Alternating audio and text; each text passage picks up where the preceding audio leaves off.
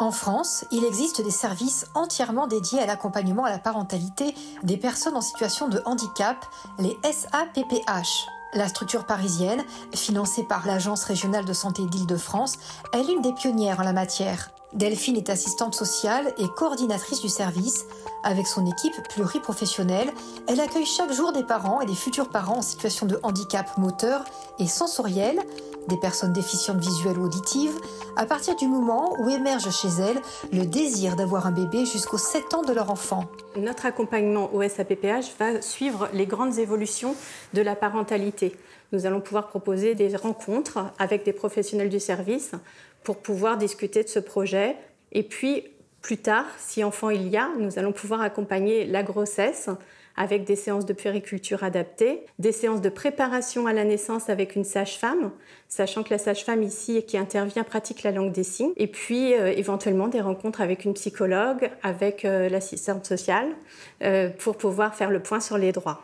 Plus tard, quand l'enfant naît, nous allons pouvoir continuer l'accompagnement avec la puéricultrice, où les parents vont pouvoir s'exercer sur un poupon lesté, à faire les gestes qu'ils feront plus tard sur leur vrai bébé. Donner le bain, changer une couche, pouvoir mettre un pyjama. Et avec la puéricultrice, ils vont chercher la meilleure gestuelle et la meilleure posture, sachant que l'objectif, ça va être que le parent soit en situation de confort et que l'enfant soit en situation de confort et sécurité également. Et puis, éventuellement, des adaptations avec l'éducatrice de jeunes enfants sur un accompagnement ludique ou pédagogique.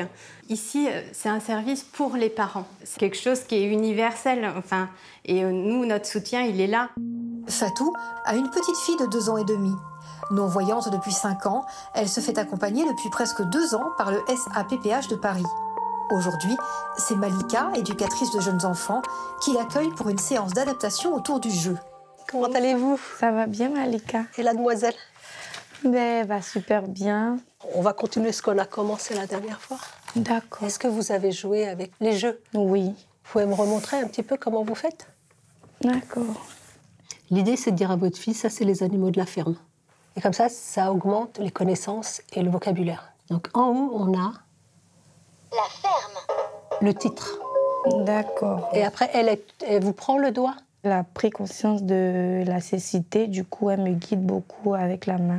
Ça y est, vous avez trouvé votre équilibre et une façon d'échanger ensemble. Au début, c'était vraiment difficile. Avec des méthodes adaptées, je me sens vraiment autonome. Vraiment, les gens sont vraiment épatés de me voir avec la petite. On a vraiment le lien mère et enfant.